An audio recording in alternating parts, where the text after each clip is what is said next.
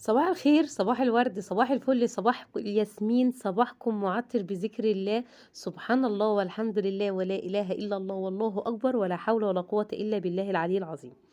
خلينا نبدأ كده أول حاجة في القناة بتاعتنا. أدعي معاكم الدعاء اللي أنا دايما بدعي ربنا يرزقني بيه بجد. اللهم ارزقني حبك وحب من يحبك، لأن أنا متأكدة وواثقة جدا جدا اللي ربنا بيحبه هيرزقه حب عباده. فيا رب أدخل قلوبكم كده وابقى خفيفة كده في قناتي عليكم، وتحبوا روتيناتي وتشجعوني وتدوسولي لايكات وتشتركوا في القناة إن شاء الله. بدأت معاكم أول فيديو زي ما انتوا شفتوا من العنوان ان دوت أول فيديو في القناة. قلت خلاص نبدأ أول فيديو بروتين جديد نعمله مع بعض. وعايزة أقول للناس الجديدة اللي هتشترك معايا النهاردة، أنا من الناس اللي بحب كده الفيديو يبقى فيه فرفشة. عارفين يعني ايه فرفشة؟ بص، ما حدش يضحك، اللي هو ما يبقاش فيه نكد، ننسى النكد شوية، ننسى الضغط النفسي اللي احنا عايشين فيه. أنا هعرفكم عني في الأول. أنا أميرة، زوجة وأم الأولاد صبيان وبنات، ربنا يبارك لي فيهم يا رب. مسؤولة عن ناس كمان. شوية شوية في القناة بتاعتنا هنحكي مع بعض كل حاجة وتعرفوا أنا مسؤولة عن مين بالظبط. ربنا يعيني يا رب على خدمتهم ويديني الصحة كده ويديكم يا رب الصحة. هشارككم روتيناتي. أنا من الأشخاص اللي دقيقة شوية في الترويق، بحب الدقة شوية، بحب شوية لما أجي أشتري حاجة أو أعمل حاجة جديدة. أحب شوية أبقى متأنية في كل حاجة، ما تسرحش، بحب أبحث مرة واتنين وتلاتة عشان ما اجيش بعدها أقول إن في حاجة لأ، كان المفروض أجيب الأجمل. انا برضو من الاشخاص اللي بحب التجديد، بحب اجدد واغير، ما بحبش الروتين الممل اللي هي حياة يومية لمجرد ان احنا اكل وشرب. صحيح اليومين دول الدنيا صعبة جدا والناس اصلا، ربنا يعيننا بجد، ربنا يعيننا، ربنا يعيننا على الغلا اللي احنا فيه. بس يعني ايه، هحاول على قد ما اقدر كده ان انا دايما دايما اعمل لمسات بسيطة ببيتي باقل الامكانيات بالحاجة اللي انا بحبها، عشان دايما ابقى حابه اقعد فيه. فاهمين؟ انا كست بيت زي كتير منكم جدا مش شغاله. حياتي كده، حياتي في البيت، فحابه ان انا اكون بعمل كل حاجه نفسي فيها وانا قاعده في البيت. انا معايا كليه حقوق، ليسانس حقوق، بس للاسف يعني انا مش موظفه، انا قاعده في البيت مش موظفه. وعندي اولاد وبنات زي ما قلت لكم.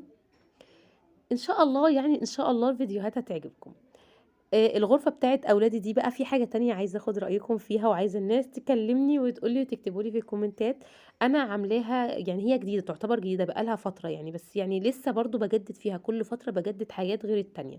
المفروض إن أنا دلوقتي عاملة لهم الغرفة جديدة، عاملة لهم الستاير جديدة.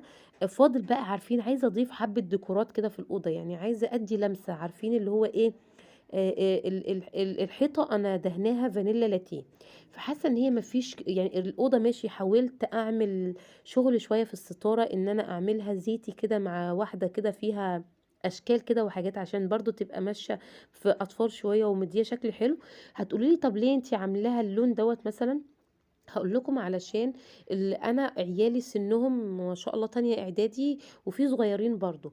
فانا الصغيرين دول هيكبروا على طول يعني، وتانية اعدادي ده بدأ يكبر يعني، ما بقاش طفل. حتة بقى ان انا اعمل غرفة اطفال شكل اطفال والكلام الفاضي ده انا مش بحبه الصراحة. لا، انا عايزة اعمل حاجة عملية تنفعهم كمان سنتين تلاتة. تبقى شكلها حلو برضو لو هم نايمين فيها، وفي نفس الوقت لما يكبروا ويبقوا شباب برضو تبقى شكلها حلو. بس علشان كده انا اخترت اللون دوت. تلات ارباع الناس عاملين الجنزاري، يعني مختارين اللون الجنزاري يعملوه في الكابوتونيه. لا، انا ما حبيتوش خالص لان حسيت ان هو منتشر. الزيتي جديد شويه يعني، هو طالع ترند، بس طالع ترند في الانتريهات والركن، بالذات في الركنه. فانا قلت لا عادي، ممكن ادخله في سراير اطفال. في ناس كتير استغربت لما قلت لهم ان انا هعمل كده، وبيقولوا لي زيتي زيتي ايه؟ لا غريبه، لا شويه على اوضه اطفال. بس انا كنت واثقه في الاخر ان الشكل اللي ان شاء الله رسماه في دماغي بالستاره المعينه، بالديكور اللي هعملهم في الأوضة، هتطلع الغرفة في الآخر حلوة. والحمد لله 90% من اللي أنا كنت رسماه في دماغي طلع كويس والحمد لله. عايزاكم بقى تشاركوني في الفيديو دوت. انا بحكي لكم كل ليه دوت علشان عايزه اقول لكم ان انا عايزاكم تشاركوني بقى في الفيديو. هشاور لكم في اخر الفيديو على الاماكن اللي انا عايزه اعمل فيها ديكور معين. تقترحوا عليا يعني، شاركوني كده، هقول لكم ايه اللي انا بفكر اعمله وانتوا برضو تقولوا لي رايكم. هنا البتاع اللي انا بنضف بيه الدولاب دوت اسمه ايه؟ والله نسيت اسمه، بس أنا وريتكم اسمه في أول الفيديو. بتاع ده خطير بجد، خطير. طبعًا علشان دي غرفة أطفال زي ما قُلت لكم، ولادي كل شوية حاطين إيديهم فاتحين الدولاب ويقفلوا الدولاب، فبجد يعني الدولاب كان متبهدل جدًا، ممكن ما يكونش باين في الكاميرا أوي إن هو متلحوظ جامد، بس يعني والله العظيم بتاع ده سحر بجد، لمّعه وبيخلّي الستيل الدهبي ده يلمع، يلمع جدًا زي ما أنتم شايفين، مجرد ما بامشي بس عليه كده بيه، فعجبني، عجبني جدًا بجد. حتى أنا كان عندي نوع تاني باعمل بيه تبع my way، ما اكدبش عليكم، أول ما جبت النوع الجديد ده رميت التاني، حسيت إن التاني ده رديء، يعني ما لوش علاقة أصلًا بتلميع خشب ولا أي حاجة، هو مجرد بس يعني إيه، إن يقول لك my way، يعني أنا ما عجبنيش صراحةً. هنا الكومود الصغير اللي أنا عملته لهم، بما إن الغرفة عندي مش كبيرة أوي، يعني يا دوبك واخدة السراير والدولاب، واخدة كومود صغير. حتى لما جيت أعمل التسريحة الصغيرة دي، فكرت إن أنا أعملها صغيرة كده برضو، يعني هي مثلا الطبيعي بتبقى 50 في 50، لا أنا عملتها أقل، 40 في 40. منها يبقى هم عندهم تسريحة في الأوضة وكومود كده وبيحطوا عليه حاجتهم، ومنها برضو إن هي ما تضيقش الدخلة بتاعة الأوضة. وبالنسبة للفايبر اللي انتوا شايفينه محطوط في جنب الدولاب دوت، اللي هو لازق في الكومود، ده انا عاملاه علشان عندي اطفال بيجوا يجروا مثلا هوب يخبطوا، كل شويه يخبط في الدولاب، فاحنا عايزين نحافظ على الحاجه بتاعتنا. فعلشان كده حطيته في المكان ده، علشان حتى لو التسريحه الصغيره دي خبطت في الدولاب ما تبوظوش، تبقى ايه اللي هي الفايبر دوت يحمي الدولاب نفسه. زي ما اتفقت معاكم، صحيح انا بحب اجدد جدا واغير، بس برضو بقعد افكر كويس جدا ازاي احافظ على الحاجه اللي انا عاملاها علشان ما تبص. وبالنسبه ان دي دخلت الاوضه برضو بتاعت اولادي، زي ما انتم شايفين بقى ايديهم مكان ما بيحطوا الايدين ويشيلوا الايدين وحاجات كده. انا هنا مؤقتا حطيت لهم الفازه الصغيره اللي بالورد دي اللي انتم شايفينها، يعني ممكن في قدام شويه نغير ونجيب لهم حاجه اجمل طبعا.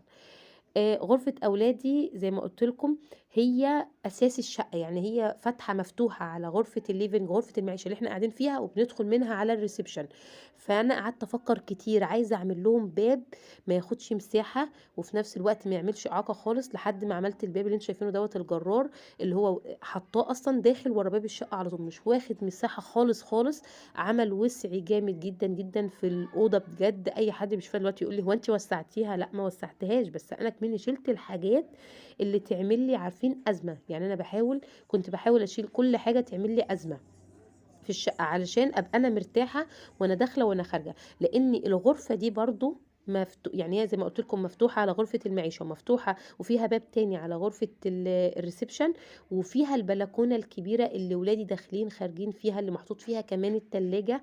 فهي يعني مهمة جدًا، الغرفة دي مهمة جدًا. كنت باحاول أفكّر على قد ما أقدر وأنا بارتّب كل حاجة فيها، إن أنا أرتاح بعد كده لمّا أعمل حاجة جديدة، ما اتعبش، فاهمينّي؟ بس. وهنا تعتبر آخر فقرة، أنا عملت معاكم كل حاجة في الفيديو، نضّفت معاكم وغسلنا حيطان، وده مش تنضيف عميق على فكرة، ده يعني تنضيف بس كده عشان الأوضة كانت متبهدلة. لسه التنضيفات العميقة هنعملها قبل رمضان بإذن الله بشوية كده. مع احترامي للجميع اللي كل شوية دلوقتي يعمل فيديوهات ويقول تنضيفات عميقة لرمضان، لسه بدري جدًا على رمضان. يعني معنى كلامكم إن أنا عملت التنضيف العميق دلوقتي هارجع أعمله تاني قبل رمضان مرة و2؟ لأ، إحنا بنحاول نحافظ بس على نضافة بيتنا لحد إن شاء الله ما نبدأ شغل رمضان كمان شوية. الفرشة بقى بتاعة الغرفة، السجاد ما غيّرتهاش، بس إن شاء الله هنغيّرها مع بعض، نعملها حاجة كده ماشية مع الغرفة بإذن الله، واحدة، واحدة مع بعض.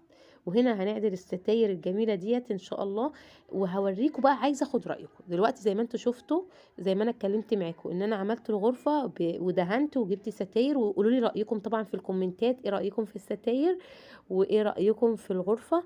وعايزة بقى أسألكم، الحيطة اللي جنب السرير نفسها، الحيطان اللي جنب السرير عايزين نعمل مثلا فيها شكل ديكور، اعمل فيها ايه؟ ارفف، نظام ارفف، ولا اعمل فيها الارفف عارفين اللي هي شكل السحاب دي، ولا اعمل فيها اللي هي الاشكال الخماسية اللي هي شبكة العنكبوت دي كده، واحط فيها فازات ورد وصغنطوطة وكده، ولا اعمل فيها ستيل ذهبي؟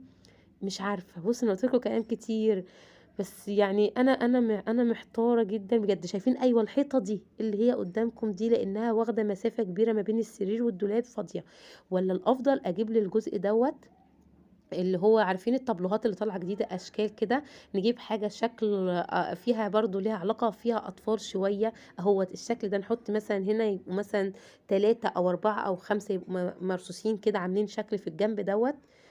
محتارة الصراحة، يعني عايزاكم تشاركوني برضه، قولوا لي رأيكم، والجنب التاني اللي قباله برضه، حتى هنا لسه عايزة أجيب وش للنور مش عارفة، فانتوا شاركوني رأيكم واكتبوا لي في الكومنتات، هستنى طبعا تعليقاتكم الجميلة واستنوني الفيديو الجاي.